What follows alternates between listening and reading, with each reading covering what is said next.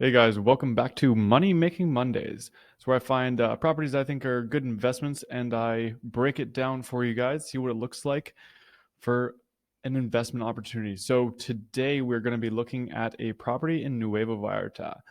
So if we're looking at the map here, here's the river that separates Jalisco and Nayarit. Here's the airport right here. We're zooming in down here. It's right on the water. Well, it's actually not on the water. It's actually across the street from the water right here. This complex right here, and it's on the ground floor right in this unit right here. Alrighty. So this unit is a 2-bedroom, 2.5 bathroom, fully furnished. It's all done up nicely. Now this entire glass wall, there's no stanchion here, so it's just a solid 2 walls of glass that can open up. Patio. This place is fully equipped, fully ready. I walked through it. It's actually really nice, and it's a lot bigger than it looks in the photos. So let's get right to the numbers. That's what everyone wants to know. Okay, so this unit is for sale for $500,000 US.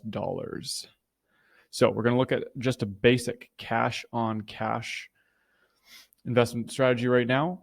These numbers are all our expenses. We got electricity, Wi-Fi, your HOA fees, insurance, property taxes, etc. Now these are all the actual. Now, of course, the electricity, that's taking an average on the high end of usage, especially with the AC units.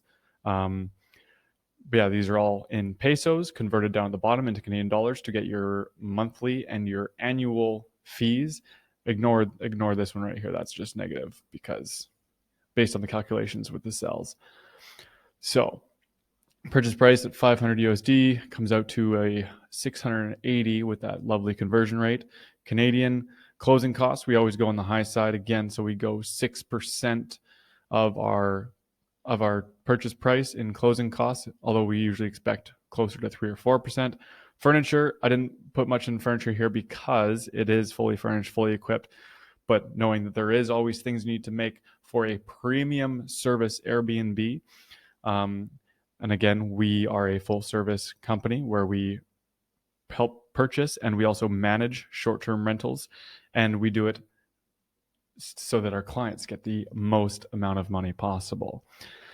All right, so I just left a 5,000 USD purchase, whether it be for new locks and keys that are smart locks that you can lock from anywhere, those types of things. Zero down payment. We're talking a cash purchase here that comes with all your upfront costs, looking at about $727,600. Again, ignore these negative numbers. Those are based on other calculations if we were doing a mortgage. Now, let's take a look at, I actually got the calculations from the listing agent, had their own spreadsheet. And so I looked at Airbnb, and this is pretty accurate. They got all their analytics from AirDNA, which is an awesome site. Their low season rate and their holiday rate and high season rate. So what I did is I used the low season rate, which is the summer months, anywhere from, October, November, all the way through April, May are considered high season. That's when you're going to make more of your money. You're going to have higher occupancy, is higher nightly rates. And yeah, so what I did is I took the number. I used the low number. So I used a $1,500 weekly gross income, calculated it at a 75% occupancy rate. And I know people with Airbnbs here that are getting, closer to 90. But again, we calculate everything on the conservative side. We keep everything on the safe side. Minus 25% management fees. Management fees are anywhere from 20 to 25%, depending on the property.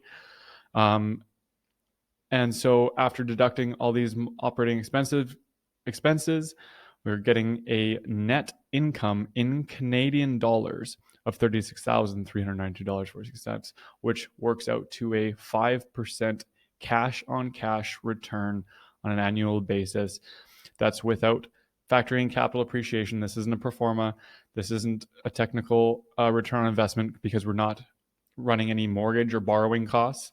I did a little bit of a one here with borrowing cost, looking at a down payment of $200,000 US, equaling out to $272, And what that looks like, I ran it at to borrow $360,000 Canadian, whether it be, bundled into a refinance or HELOC or whatever it may be. A HELOC will be a little bit more because of the interest rates bumping up. There are also financing options. I'm going to do another video on this later. For purchasing properties as a Canadian or an American in Mexico, there are some pretty good options that work in a similar fashion to private financing in Canada, except the interest rates are actually really low. It's just some upfront fees of about 10% of your borrowing cost, higher down payment. So again, it's heavy upfront cash, and then it is pretty much all gravy from there.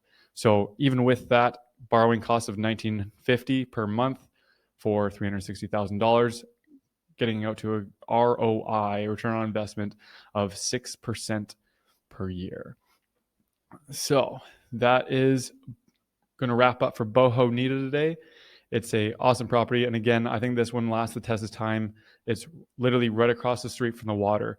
I timed it. It took 90 seconds from that sliding glass door to walk past the pool, out the gate, across the little alleyway street there, and into the ocean, where there's actually a little beach club there where you can rent a chair and palapa and hang out on the beach, watch the sunset. Because as you see, this is from the rooftop amenities room, and they have some pretty spectacular ocean views, and the beaches in Nuevo Vallarta are beautiful. So this one stands the test of time. It's close to the water. It's family friendly.